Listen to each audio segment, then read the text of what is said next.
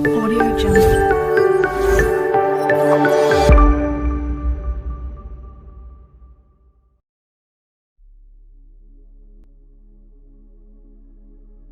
हाँ जी, बताया। जैसे यूपी में उसी को हम सुपर टेट का नाम दे देते हैं। ओके। यूपी में सी टेट की जगह होता है यूपी टेट, यूपी हरियाणा में एच टेट होता है, एमपी में एम टेट होता है। हर जगह के ये हाँ, अलग अलग ये स्टेट के साथ जो नाम ऐड हो गए हैं। नमस्कार, मैं ब्रह्म सिंह फौजी, कैरियर डिस्कस विद ब्रह्म सिंह फौजी अपने चैनल पर आपका हार्दिक स्वागत करता हूं। और आज के मेहमान हैं एक स्टूडेंट जो गवर्नमेंट जॉब टीचर की तैयारी कर रहे हैं। और आप अपना परिचय दें। मेरा नाम महिमा है, मैं नोएडा उत्तर प्रदेश में हूँ जी और मैं गवर्नमेंट टीचर की तैयारी कर रही हूँ। जी महिमा, आप अपनी क्वालिफिकेशन बताएं। जी, मैंने 12th और 10th करी है सीबीएसई बोर्ड से दिल्ली में, और उसके बाद मैंने ग्रेजुएशन करी है बीए इंग्लिश ऑनर्स में दिल्ली यूनिवर्सिटी। आप एक बात बताएं कि आपने अपने करियर में गवर्नमेंट टीचर का जॉब जो चुना है, प्रेरणा या जानकारी कहाँ से मिली? जी, तो जैसा कि मेरी मम्मी गवर्नमेंट टीचर है दिल्ली जी। में, तो मुझे मोटिवेशन उन्हीं से मिली थी कि मुझे टीचिंग लाइन में जाना है। जी जैसा कि मैंने आपको बताया था कि 12th से ही मेरे माइंड में ये था कि मुझे टीचिंग फील्ड में जाना है जी। और अपना करियर उसी फील्ड में मुझे बनाना है। जी। तो फिर मैंने उसके बाद इसी लाइन में जाना इसलिए चुना क्योंकि मेरी मम्मी एक गवर्नमेंट टीचर है। आपकी मदर भी गवर्नमेंट टीचर है, जी तो आपको काफी जानकारी और हेल्प तो वहीं से मिल गई हाँ होगी। जी। और अभी जैसे ही आपकी पढ़ाई कंप्लीट होने के बाद अभी फिलहाल आपकी अभी क्या? मैं Delhi subordinate service selection board यानी कि DSSB की तैयारी कर रही हूँ। जी। और इससे जो पहले आप जैसा बता रही थी। जी, मैंने DLED करी है, डिप्लोमा इन एलिमेंट्री एजुकेशन। ये मैंने हरियाणा से करा है। ये एक डिप्लोमा कोर्स होता है जो कि हमें ज़रूरी होता है किसी भी टीचिंग फील्ड में जाने के लिए। जी फिर इसके बाद मैंने अपना सीटेट क्वालिफाई किया। सीटेट मैंने पेपर 1 किया है क्योंकि मैं सिर्फ प्राइमरी की टीचर बन सकती हूँ, PRT 1st to 5th तक की। ओके, तो 5 इसलिए- क्लास तक। जी, जी। तो इसलिए मैंने सीटेट पेपर 1 क्लियर किया हुआ है। ओके। और उसके बाद अब मैं तैयारी कर रही हूँ अपने DSSB के एग्जाम तो आप एक बात बताएं, अभी जैसे आपने बताया DSSB की आप तैयारी ऑलरेडी कर रही हैं, तो आपने जो इससे पहले एग्जाम क्लियर किया है उसका अप्लाई कैसे करा और कहाँ तो पे? जब मेरा ये DLED चल रहा था, जब मैं सेकंड ईयर में थी, तो मेरे माइंड में था कि मुझे सीटेट का एग्जाम देना है जी। क्योंकि वही सब्जेक्ट्स हमारे होते हैं, पैडागोजी, चाइल्ड डेवलपमेंट से रिलेटेड वही सब्जेक्ट्स हमारे, सारी थ्योरीज वही होती हैं। तो एक माइंड में रहता है कि हम कैसे उस चीज़ को क्लियर करेंगे।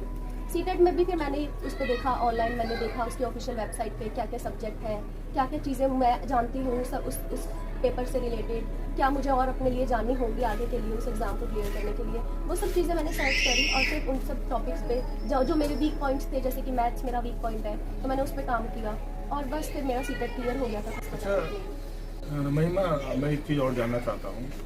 जैसे हमारे युवा दर्शक देख रहे हैं जो टीचिंग लाइन में आना चाहते हैं, तो अभी जैसे आप स्टडी कर रही हैं, तो जैसे कुछ स्टूडेंट ऐसे होते हैं जो कोचिंग सेंटरों में जाते हैं या अपनी सेल्फ स्टडी करते हैं, या आपका तैयारी करने का जो एक तरीका है, आप किस कोचिंग सेंटर में अभी क्लासेस वगैरह मैंने कोई भी कोचिंग क्लासेस मैंने कुछ ज्वाइन नहीं किया। मैंने सिर्फ सेल्फ स्टडी करी है। मेरा जो एक वो है, एक फंडा है कि हमें पहले जो भी चीज़ हम जिस भी एग्ज़ाम के लिए हम बैठने जा रहे हैं उसका पूरा सिलेबस हमें पता होना चाहिए। फिर क्या क्या हम उसमें से कर सकते हैं, क्योंकि 50 to 60% ऐसा होता है कि हमें वो चीज़ें आती हैं, जैसे कि बेसिक सब्जेक्ट्स होते हैं हमारे, हिंदी, इंग्लिश, मैथ्स, ये सब चीज़ें हमने ऑलरेडी 1st to 10th तक 12th तक पढ़ी होती है। फिर उसके बाद जो चीज़ें हमें नहीं आती, जैसे GK हो गया, रीजनिंग हो गया, पैडागोजी है, CDP है, ये बहुत सारी चीज़ें ऐसी होती हैं 40 to 50%, फिर हमें उन पर काम करना चाहिए।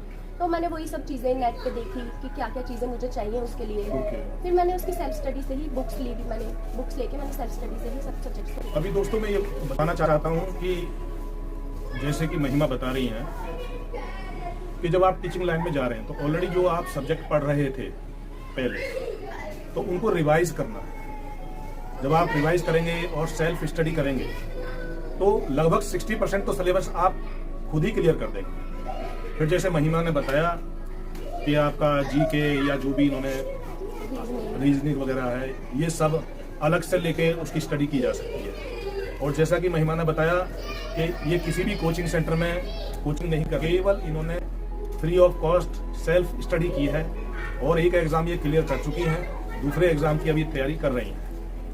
वैसे महिमा, आप ये बताएं कि जैसे आपने पिछला एग्ज़ाम जो क्लियर किया था, तो क्या आप प्राइवेट टीचिंग कर सकती थी या कोई जैसे कॉन्ट्रैक्ट बेस पे क्या है? एग्जाम होता है, उसके बाद हम किसी भी प्राइवेट स्कूल में कहीं पे भी, चाहे वो दिल्ली एनसीआर में हो, नोएडा में हो, यूपी में हो, कहीं पे भी हो, हम अप्लाई कर सकते हैं एज अ गेस्ट टीचर या कॉन्ट्रैक्ट बेस पे हम अप्लाई कर सकते हैं। तो दिल्ली में और यूपी में ऐसा होता है कि गेस्ट टीचर्स की वैकेंसी निकलती है हर साल, साल में 2 बार या 2 साल में 1 बार निकलती है गेस्ट टीचर्स। तो मुझे भी बीच में ऑफर आए थे 2-3 स्कूल से, मैंने अपॉइंटमेंट लेटर भी दिया था।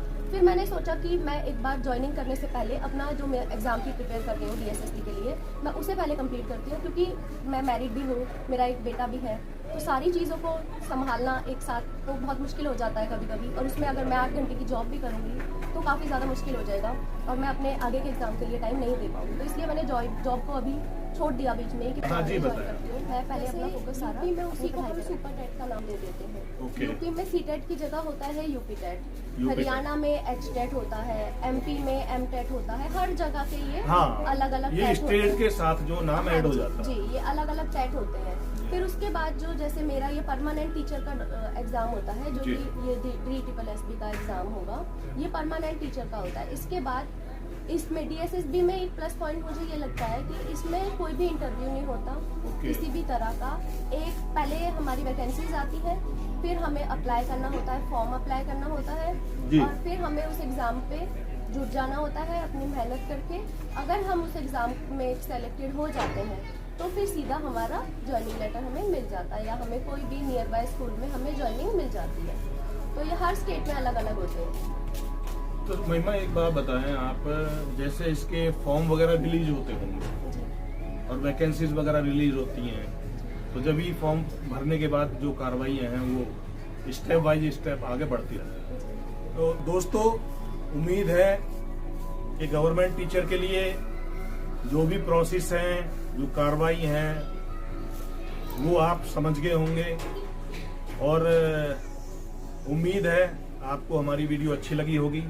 लेकिन साथ ही मैं महिमा से कुछ पर्सनल बातें जानना चाहता हूँ। महिमा, आप बताएं, आप मैरिड हैं जैसे कि आपने बताया, और आपका एक प्यारा बेटा भी है। आप जैसे स्टडी कर रही हैं, और एक बहुत ही खास पॉइंट आपने बताया था कि आप किसी भी कोचिंग सेंटर से या कहीं से ट्यूशन कोचिंग नहीं ले रही। जी तो आप मुझे ये बताएं कि जैसे आप मैरिड हैं, आपकी स्टडी में कोई समस्या या कुछ ऐसा आपको फील हुआ कभी कि मुझे कुछ समस्याएं आ रही हैं, या उन स्त्रियों के लिए है, उन बेटियों के लिए है जिनकी शादी हो जाती है और वो ये सोचती हैं कि मेरी तो शादी होगी तो मेरा करियर का क्या होगा। लेकिन बच्चों, ऐसा कुछ नहीं होता है। अभी महिमा बताएंगी कि शादी के बाद कुछ समस्या है या नहीं है। आप बताएं। जी, समस्याएं तो जिंदगी भर चलती हैं। Okay. जैसा कि हमारा मानना है, जब तक हम जिएंगे समस्याएं तो रहेंगी। जिसकी लाइफ में समस्या नहीं है तो सोच लीजिए वो लाइफ अपनी जी ही नहीं रहा है। ओके। क्योंकि समस्याओं का सामना करते हुए ही हमें आगे बढ़ना चाहिए। जैसा कि मेरा मानना है, हर किसी का अलग मानना होता है। तो जैसे मैंने अपनी तैयारी करी, बहुत सारी समस्याओं का सामना करना पड़ता है डे टू डे लाइफ में। टाइम नहीं मिल पाता, टाइम मैनेज करना पड़ता है, बच्चे को भी ध्यान देना होता है, अपनी फैमिली का भी ध्यान, खुद का भी ध्यान रखना होता है। तो सब चीज़ों को टाइम मैनेज कर, सबसे ज़्यादा मेन पॉइंट जो है टाइम मैनेजिंग, कि मुझे पता है कि जिस टाइम पे मेरा बच्चा सोता है तो मैं उस टाइम पे अपने 2 घंटे मैं अपनी पढ़ाई को दे सकती हूँ। तो बजाय कि वो 2 घंटे में किसी और चीज़ में वेस्ट करके मैं अपनी पढ़ाई में उन्हें दूंगी तो वो मेरे लिए ज़्यादा बेनिफिट रहेगा।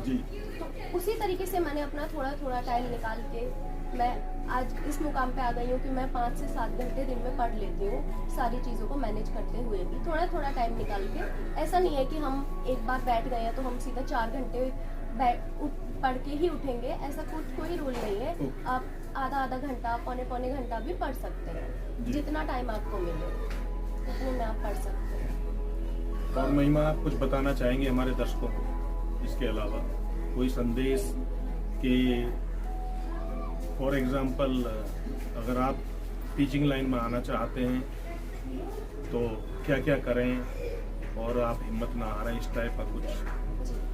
टीचिंग लाइन में आने के लिए सबसे पहले तो आपको कोई भी कोर्स करना होगा, B.Ed हो, DLED हो, JBT, BTC, हर स्टेट पे अलग अलग होते हैं, वो कंपलसरी है, उसके बिना आप नहीं। ये चीज़ें बहुत ज़रूरी हैं जी, तो आपकी क्वालिफिकेशन के बाद। हाँ जी, आपके इनके बिना जो आप उस चीज़ के टीचिंग हकदार लाइन में नहीं। नहीं आ सकते, आप टीचिंग लाइन में नहीं आ सकते हैं। और यही है, हिम्मत नहीं हारनी चाहिए हमें लाइफ के किसी भी पड़ाव पे। हम कोई भी एग्जाम की तैयारी कर रहे हो, हमें मोटिवेटेड रहना चाहिए। हमें जितनी हमारे अंदर क्षमता है उस हिसाब से हमें अपनी लाइन में जाना चाहिए। कि कुछ लोग होते हैं जो हमसे ज़्यादा इंटेलिजेंट होते हैं या हमसे ज़्यादा बेहतर वो कर सकते हैं, तो वो उस लाइन में जाते हैं, उन्हें पता होता है अपनी कैपेबिलिटीज़ के बारे में कि मैं क्या कर सकता हूँ। तो उसी तरीके से अपने आप को कभी कमतर नहीं आंकना चाहिए और हमेशा आगे बढ़ते रहना चाहिए। दोस्तों, मुझे पूरी उम्मीद है आपको काफ़ी जानकारी मिल गई होगी। इनके द्वारा दी गई जानकारी और हमारे द्वारा की गई कोशिश अगर आपको अच्छी लगी हो तो लाइक करें, और अगर ऐसी वीडियो देखने के लिए लाल बटन पर सब्सक्राइब करें